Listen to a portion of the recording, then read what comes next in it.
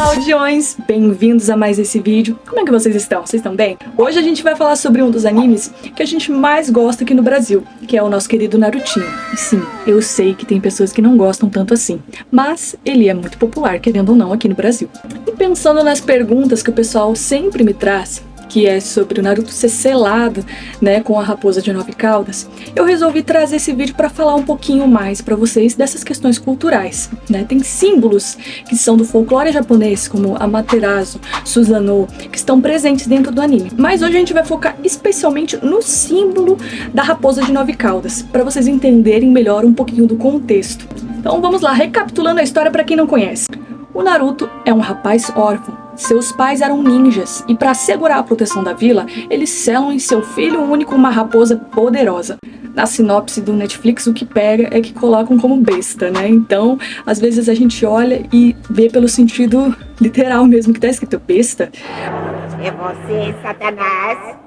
Mas o que a gente não sabe é que, como eles são japoneses, às vezes explicar uma coisa da cultura deles não cabe ali na sinopse. Então, colocam a palavra mais popular e entendível para nós.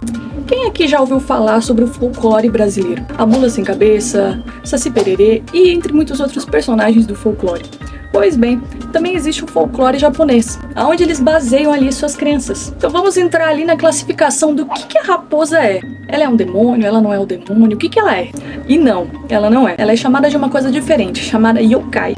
Yokai são criaturas sobrenaturais do folclore japonês. E existem classificações desses yokai. O termo é meio ambíguo mesmo, né? Mas a gente pode interpretar com uma conotação de algo sobre-humano e misterioso. São criaturas mágicas que incluem em tantos gêneros.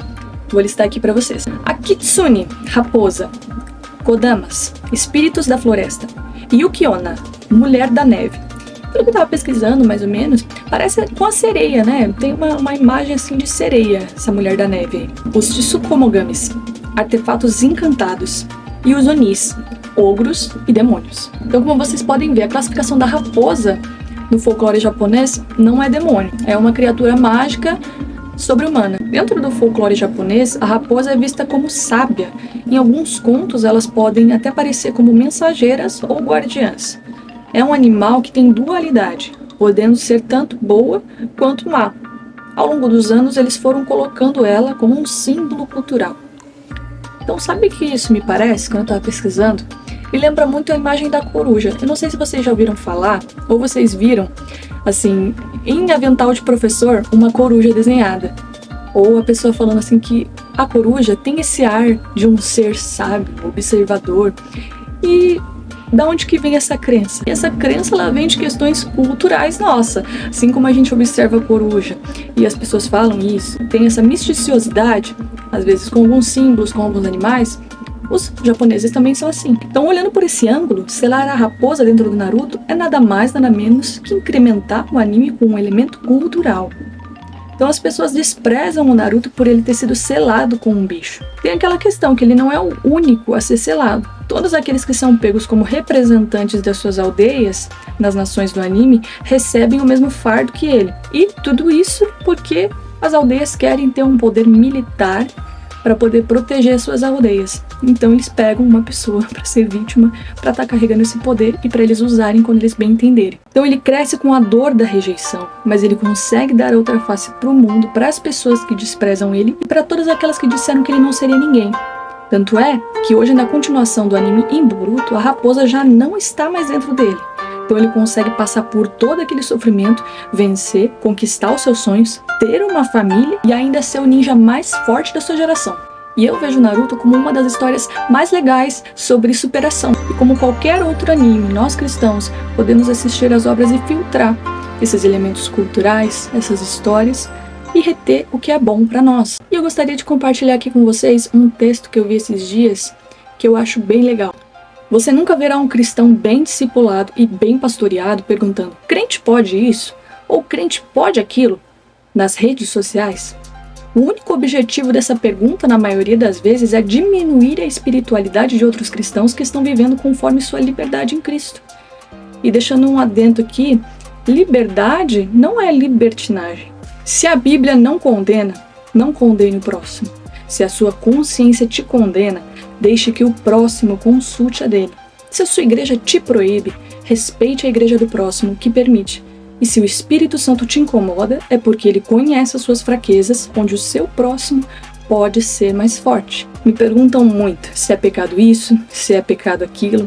Existem questões, existem casos e casos. Existem as pessoas novas, convertidas, que às vezes perguntam na inocência, e existem também aquelas pessoas que já são antigas na caminhada. Mas as perguntas que a gente deve fazer são: a Bíblia condena? O Espírito Santo me incomoda? Então vão existir pessoas que não se sentem à vontade vendo animes, porque os aspectos culturais vão incomodar, ou talvez influenciar de alguma forma negativa. Então é importante que você esteja atento ao que o Espírito Santo ministra ao seu coração. Então, através do teu relacionamento com Deus, e principalmente por conhecê-lo através das Escrituras, você vai poder decidir se você quer ver ou não.